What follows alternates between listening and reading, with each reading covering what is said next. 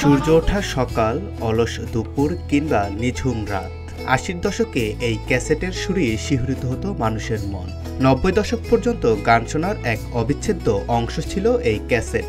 সেই সময়ের কথা মনে পড়লে আজও অনেকে নস্টালজিক হয়ে পড়েন। ক্যাসেট যুগের সেই উন্মাদনা আজও অমলিন।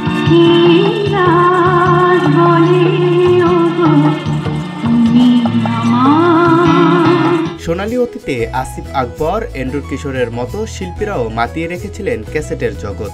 ৮০-৯০ দশকে ক্যাসেট প্লেয়ার ছিল বিনোদনের প্রধান মাধ্যম, কিন্তু গ্লোবাল ভিলেজের এই যুগে সেই সোনালী দিনের ক্যাসেট এখন প্রায় বিলুপ্তির পথে।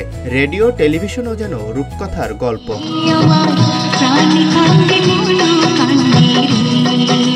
তবে এই বিলুপ্তির পথেও একজন মানুষ এখনো আঁকড়ে ধরে রেখেছেন সেই স্মৃতিচিহ্নকে। তিনি মোহাম্মদ শামীম আহমেদ।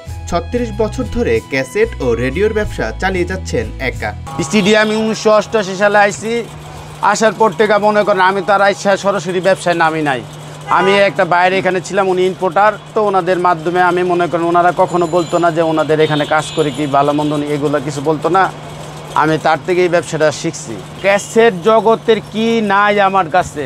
শামীম চান আধুনিকতার সাথে সাথে সোনালী অতীতের গৌরবও টিকে থাকুক, শিল্প চেতনা যেন হারিয়ে না যায়, বরং পুরনোকে ধরে রেখে নতুন পথের উন্মোচন হয়।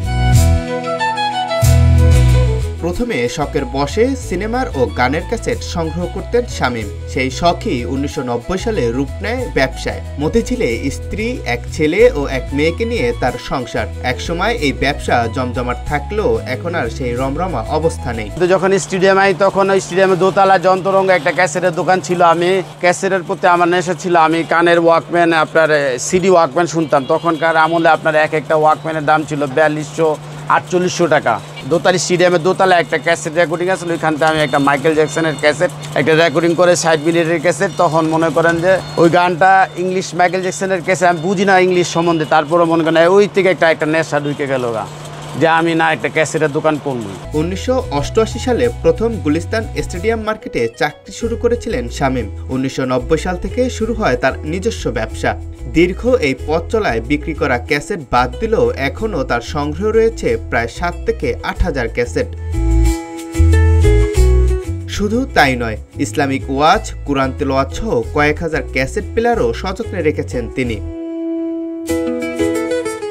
হয়তো সময় বদলেছে, প্রযুক্তির ছোঁয়ায় বিনোদনের মাধ্যম হয়েছে আরও আধুনিক, কিন্তু শামীম আহমেদের মতো কিছু মানুষ এখনও ধরে রেখেছেন সেই সোনালী অতীতকে। তাদের হাত ধরেই হয়তো একদিন নস্টালজিয়ার সেই সুর আবার নতুন করে বাজবে।